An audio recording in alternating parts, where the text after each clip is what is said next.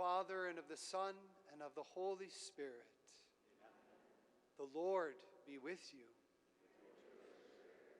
Brothers and sisters, let us acknowledge our sins and so prepare ourselves to celebrate the sacred mysteries.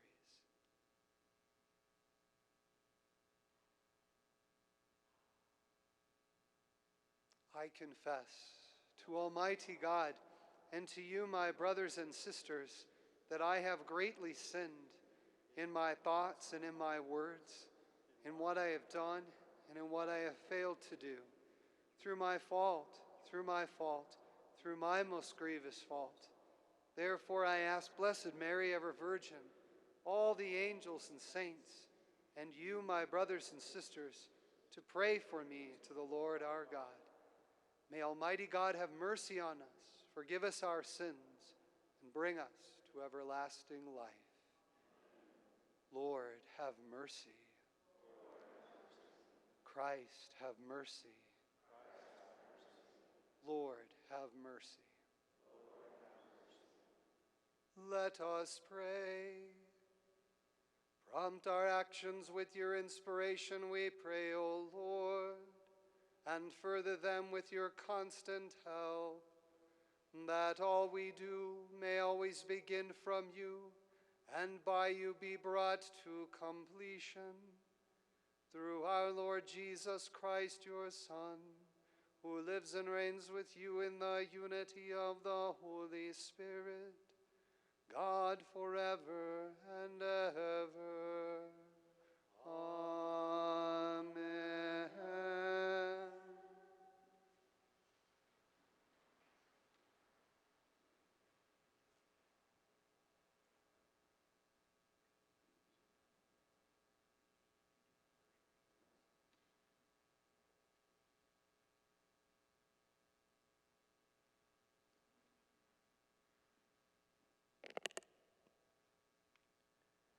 A reading from the book of Deuteronomy.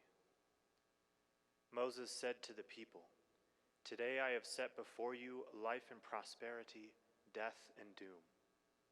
If you obey the commandments of the Lord your God, which I enjoin on you today, loving him and walking in his ways, and keeping his commandments, statutes, and decrees, you will live and grow numerous, and the Lord your God will bless you in the land you are entering to occupy. If, however, you turn away your hearts and will not listen, but are led astray and adore and serve other gods, I tell you now that you will certainly perish. You will not have a long life on the land that you are crossing on the land that you are crossing the Jordan to enter and occupy.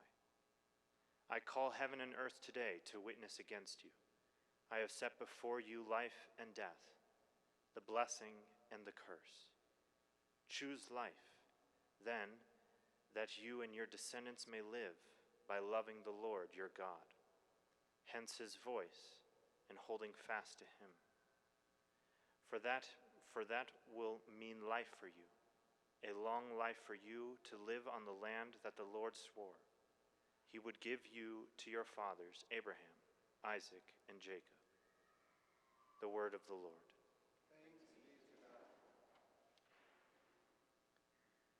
Blessed are they who hope in the Lord. Blessed are they who hope in the Lord. Blessed the man who follows not the counsel of the wicked, nor walks in the way of sinners, nor sits in the company of the insolent, but delights in the law of the Lord, and meditates on his law day and night. Blessed are they who hope in the Lord. He is like a tree planted near running water, that yields its fruit in due season, and whose leaves never fade. Whatever he does prospers. Blessed are they who hope in the Lord. Not so the wicked, not so. They are like a chaff which the wind drives away. For the Lord watches over the way of the just, but the way of the wicked vanishes. Blessed are they who hope in the Lord.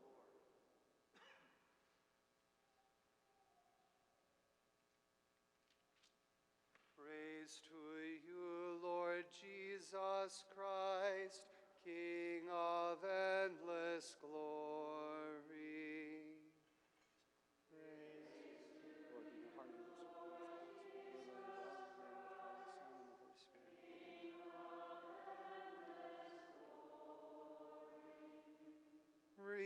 moment, says the Lord.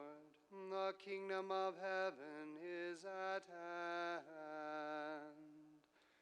Praise to you, Lord Jesus Christ, King of endless glory. The Lord be with you. And with your spirit. A reading from the Holy Gospel according to Luke. Glory to you, O Lord. Jesus said to his disciples, "The Son of Man must suffer greatly and be rejected by the elders, the chief priests, and the scribes, and be killed, and on the third day be raised." Then he said to all, "If anyone wishes to come after me, he must deny himself and take up his cross daily and follow me. For whoever wishes to save his life will lose it, but whoever loses his life for my sake will save it. What profit is there for one to gain the whole world, yet lose or forfeit himself?" The Gospel of the Lord. Praise to you, Lord Jesus Christ.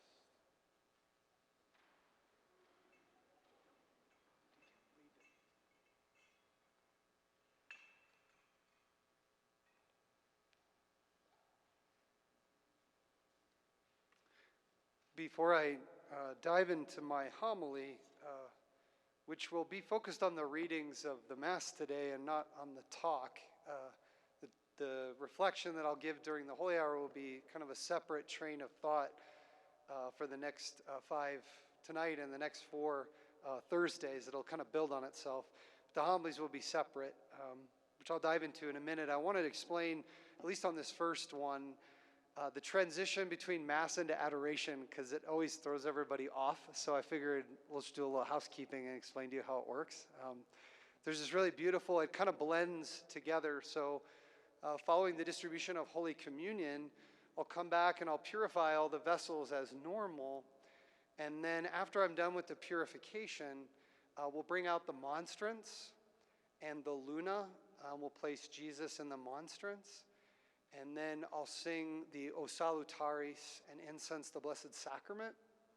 And then we'll just have a momentary silent prayer in front of the Blessed Sacrament. When Jesus comes out in the monstrance, you're welcome to kneel. And when I'm done singing the O Salutaris, and after just a moment of kneeling in prayer in front of the Lord, I'll then go back to the chair. And I know it'll feel weird like standing with Jesus in our midst, but I'll invite everybody to stand for the closing prayer, okay? And then after the closing prayer, there's no final blessing, okay? I'll start the St. Michael prayer. We'll come down with the servers, and we'll genuflect and process out. And then once we process out, you're welcome to come back to kneeling again in prayer.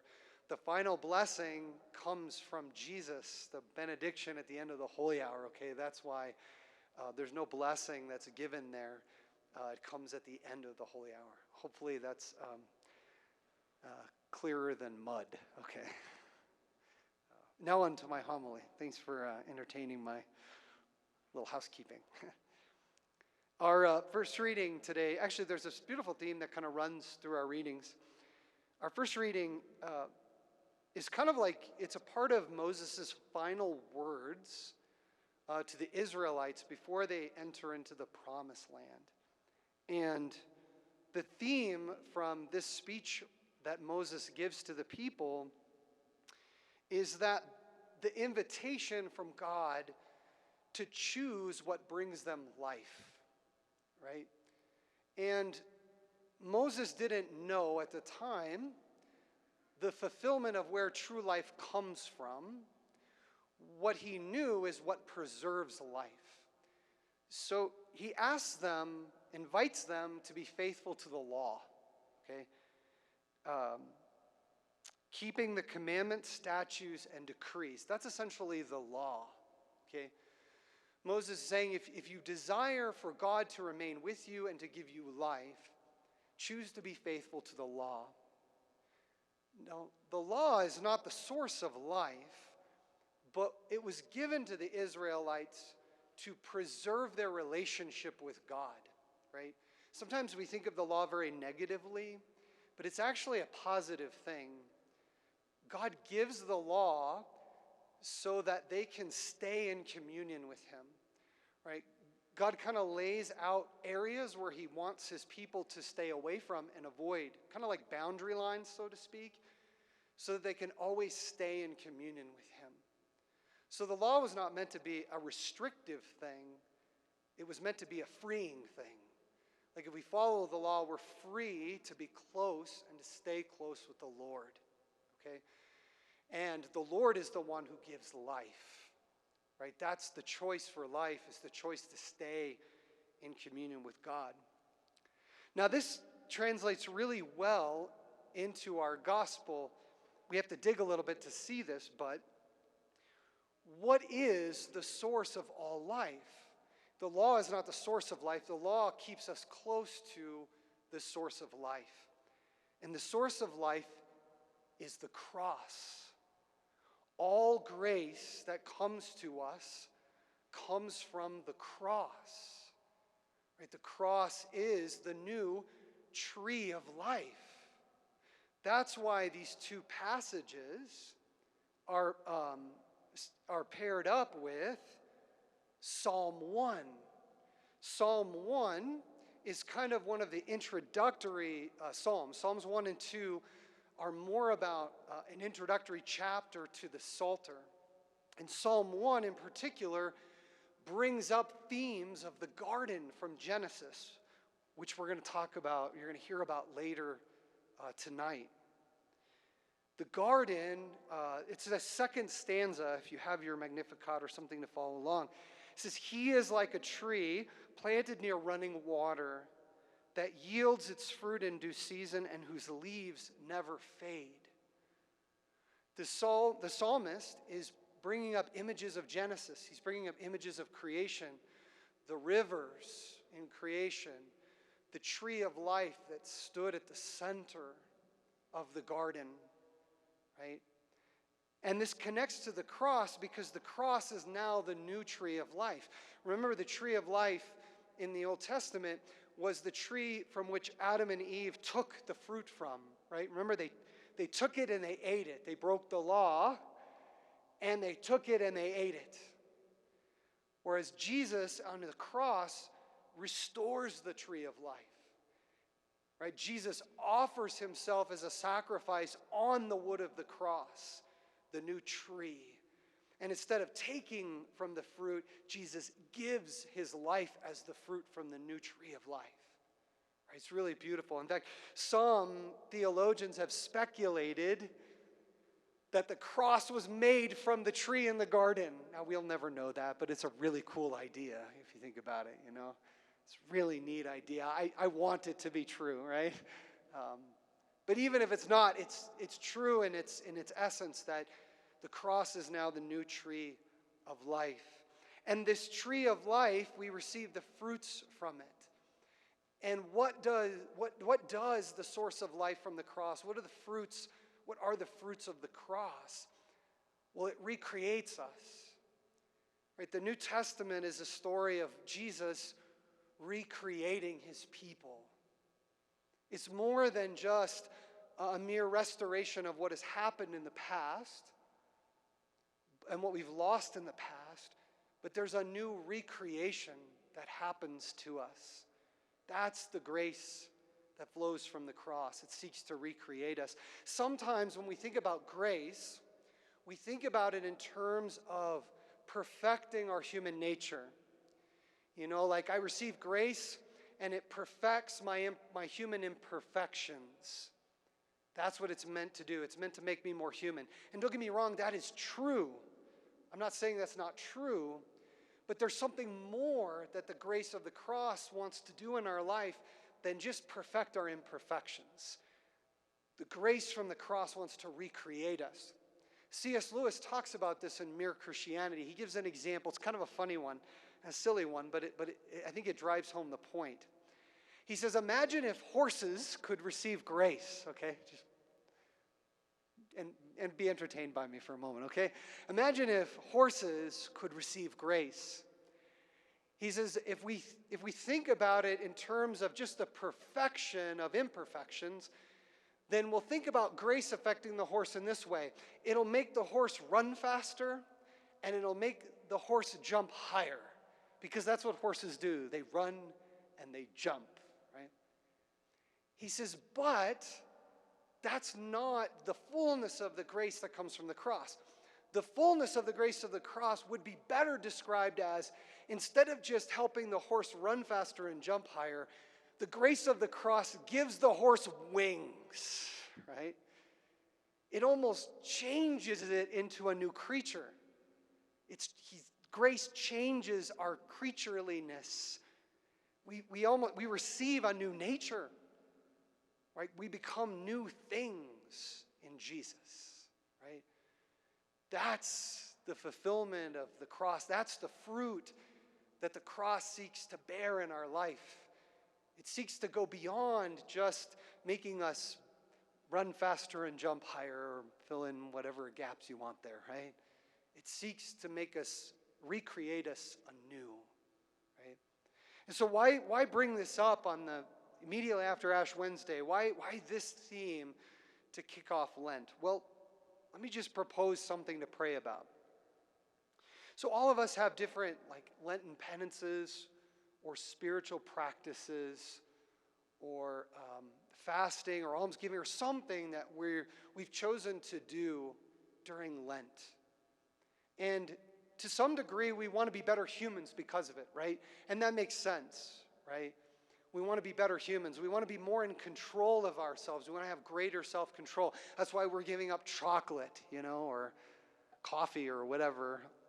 Although maybe giving up coffee might make you worse of a human. I don't know. I'll leave that up to you to decide. But the idea is we want to get greater self-control, and that's good, and I don't want to take away from that. But maybe there's a prayerful conversation we can have with God about how the Lord wants to use our Lenten spiritual practices to do something more than just that.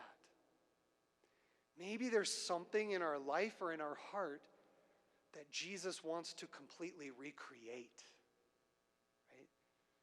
Maybe there's something that the Lord wants to do through this that we could never do by ourselves, that we could never even imagine, right? That's the fruit of the cross.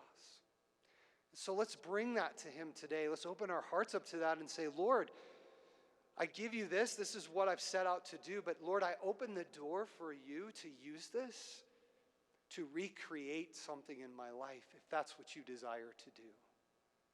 I know it's a very abstract concept, and that's okay. But we see that so much in the lives of the saints, don't we? We look at the life of the saints, some of what sets, I don't know about you, but sometimes I feel what sets me apart from the saints is they allowed Jesus to recreate them. And I haven't allowed him to recreate me enough yet. That's what sets them apart. So let's bring that to the Lord and just extend an invitation. As God has invited us to choose life, we should invite Jesus to recreate what it is that he desires to recreate in us. So who knows, maybe we can have wings and soar to heights we never even thought or imagined were possible.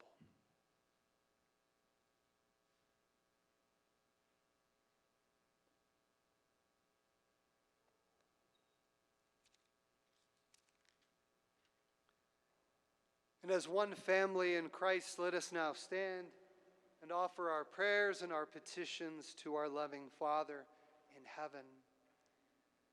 Let us pray for the church throughout the world, that as she goes through this season of Lent, she might truly embrace the practices of prayer, fasting, and almsgiving, so that all her members might be transformed and recreated by the power of Jesus Christ. We pray to the Lord.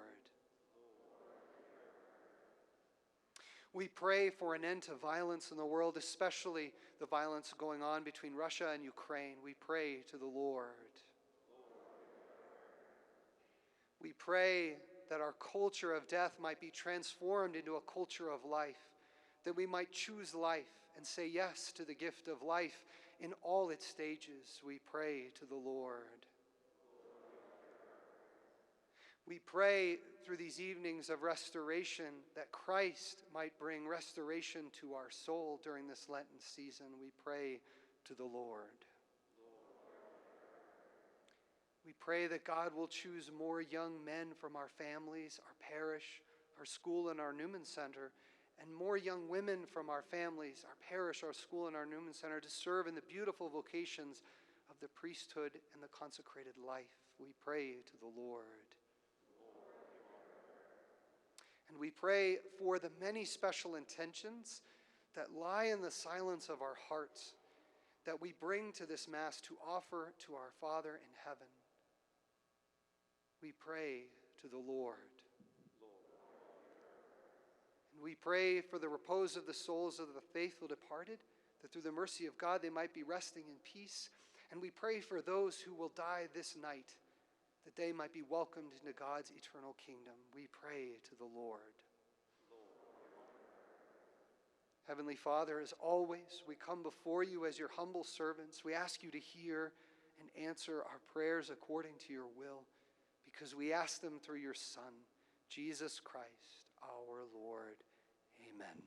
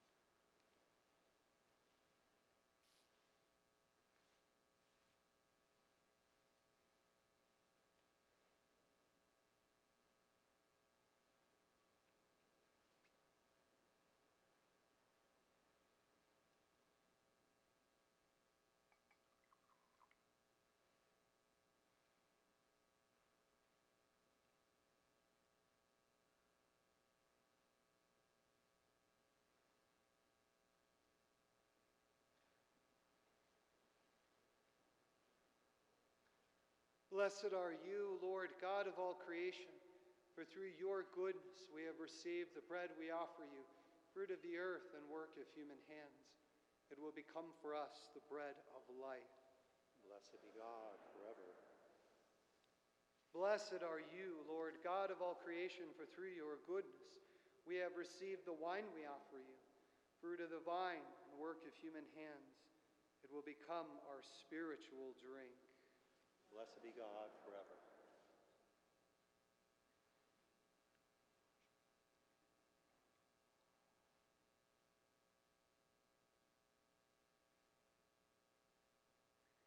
Pray, brothers and sisters, that my sacrifice and yours may be acceptable to God, the Almighty Father. May the Lord accept the sacrifice at your hands for the praise and glory of his name, for our good and the good of all his holy church. Regard with favor, O Lord, we pray, the offerings we set upon this sacred altar, that bestowing on us your pardon, our oblations may give honor to your name, through Christ our Lord. Amen. The Lord be with you. And with your spirit. Lift up your hearts. We lift them up to the Lord. Let us give thanks to the Lord our God. It is right and just. It is truly right and just, our duty and our salvation, always and everywhere to give you thanks, Lord, Holy Father, Almighty and eternal God, through Christ our Lord. For by your gracious gift each year, your faithful await the sacred Paschal feasts with the joy of minds made pure, so that more eagerly intent on prayer and on the works of charity, and participating in the mysteries by which they have been reborn, they may be led to the fullness of grace that you bestow on your sons and daughters. And so with angels and archangels, with thrones and dominions, with all the hosts and powers of heaven, we sing the hymn of your glory as without end we acclaim. Holy, holy, holy Lord, God of hosts, heaven and earth are full of your glory. Hosanna in the highest. Blessed is he who comes in the name of the Lord. Hosanna in the highest. To you, therefore, most merciful Father, we make humble prayer and petition through Jesus Christ, your Son, our Lord, that you accept and bless these gifts, these offerings, these holy and unblemished sacrifices, which we offer you firstly for your holy Catholic Church. Be pleased to grant her peace, to guard, unite, and govern her throughout the whole world, together with your servant Francis, our Pope, and Thomas, our Bishop, his assistant bishop, and all those who, holding to the truth, hand on the Catholic and apostolic faith. Remember, Lord, your servants, and all gathered here, whose faith and devotion are known to you. For them we offer you the sacrifice of praise, or they offer it themselves, and all who are dear to them, for the redemption of their souls and hope of health and well-being, in paying their homage to you, the eternal God, living and true. In communion with those whose memory we venerate, especially the glorious ever-Virgin Mary, Mother of our God and Lord Jesus Christ, and blessed Joseph, her spouse, your blessed apostles and martyrs, Peter and Paul, Andrew, James, John, Thomas, James, Philip, Bartholomew, Matthew, Simon, and Jude, Linus, Cletus, Clement, Sixtus, Cornelius, Cyprian, Lawrence, Chrysogonus, John and Paul, Cosmas and Damian, and all your saints. We ask that through their merits and prayers in all things, we may be defended by your protecting help. Therefore, Lord, we pray, graciously accept this oblation of our service, that of your whole family. Order our days in your peace and command that we be delivered from eternal damnation and counted among the flock of those you have chosen. Be pleased, O God, we pray, to bless, acknowledge, and approve this offering in every respect. Make it spiritual and acceptable, so that it may become for us the body and blood of your most beloved Son, our Lord Jesus Christ. The day before he was to suffer, he took bread in his holy and venerable hands, and with eyes raised to heaven, to you, O God, his almighty Father, giving you thanks, he said the blessing, broke the bread, and gave it to his disciples, saying, "Take this, all of you, and eat of it, for this is my body, which will be given up for you."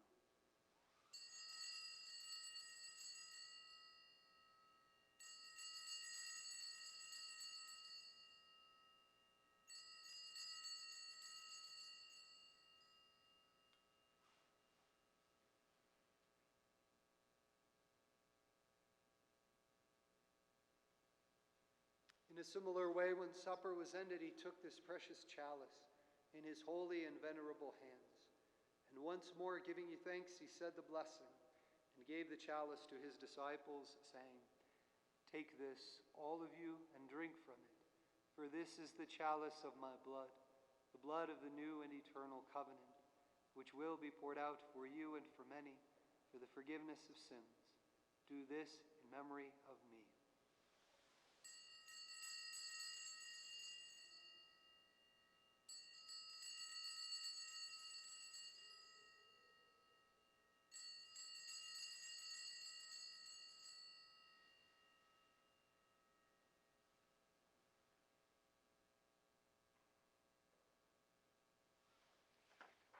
The mystery of faith. When we eat this bread and drink this cup, we proclaim your death, O Lord, until you come again.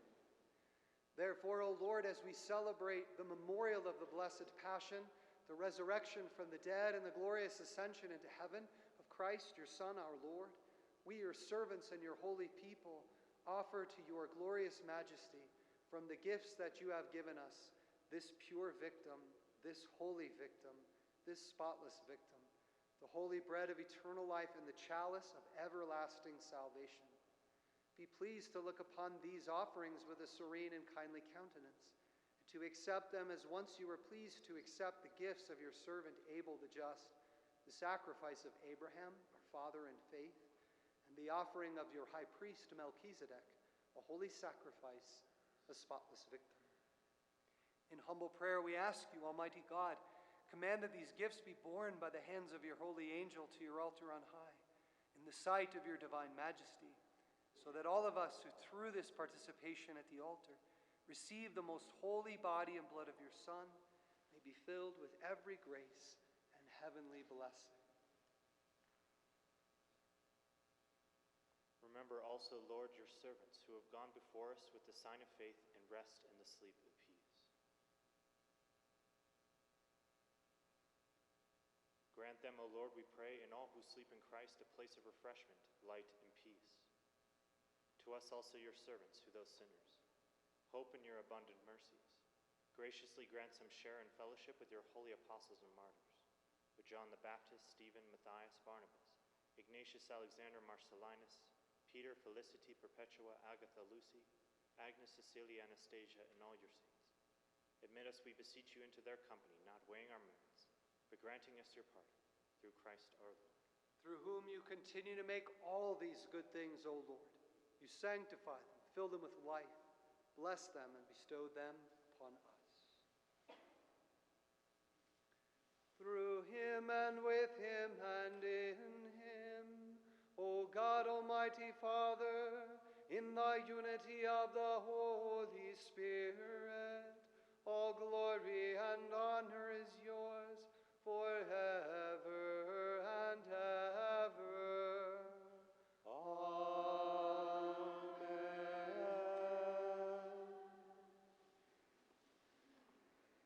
At the Savior's command and formed by divine teaching, we dare to say, Our Father, who art in heaven, hallowed be thy name. Thy kingdom come, thy will be done, on earth as it is in heaven. Give us this day our daily bread, and forgive us our trespasses, as we forgive those who trespass against us. And lead us not into temptation, but deliver us from evil. Deliver us, Lord, we pray, from every evil. Graciously grant peace in our days. By the help of your mercy, we may be always free from sin and safe from all distress, as we await the blessed hope and the coming of our Savior, Jesus Christ. For the kingdom, the power, and the glory are yours, now and forever. Lord Jesus Christ, who said to your apostles, Peace I leave you, my peace I give you. Look not on our sins, but on the faith of your church, and graciously grant her peace and unity in accordance with your will, who live and reign forever and ever. Amen. The peace of the Lord be with you always. And with your spirit. Let us offer each other the sign of peace.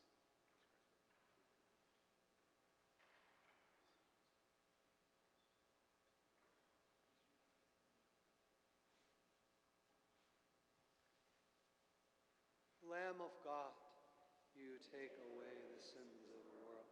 Have mercy on us. Lamb of God, you take away the sins of the world. Have mercy on us. Lamb of God, you take away the sins of the world.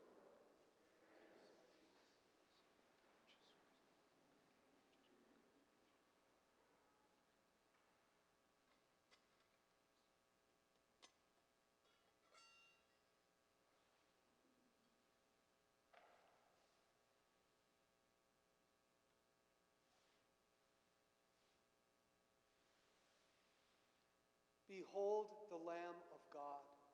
Behold him who takes away the sins of the world. Blessed are those called to the supper of the Lamb. Lord, I am not worthy to receive you, but only say the word, and my soul shall be healed.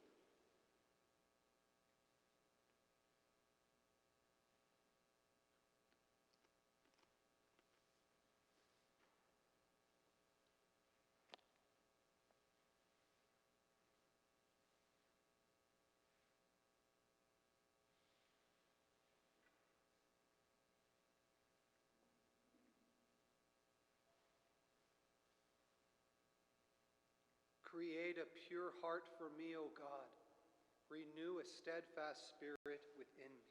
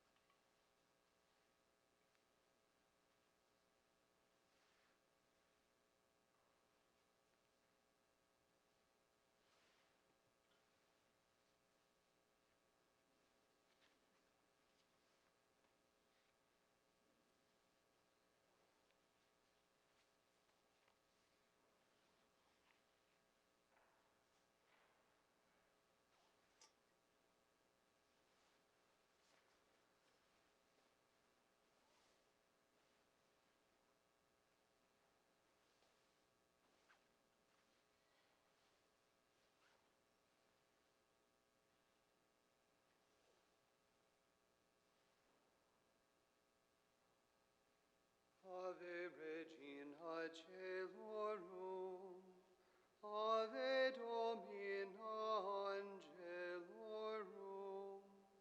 Salve radix, salve porta, ex quam